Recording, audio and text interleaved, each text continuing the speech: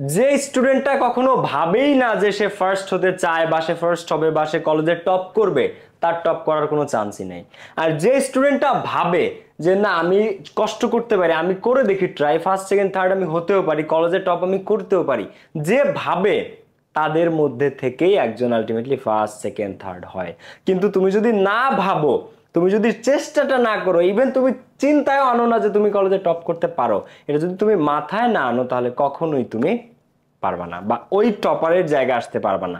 Topper হওয়াটা আহামরি কিছু না, আবার খারাপ কিছু না। পড়াশোনার জন্য যে কোনো কিছুই উত্তম, যদি সেটা তোমাকে আপগ্রেড করে, স্কোর বাড়াতে সাহায্য করে।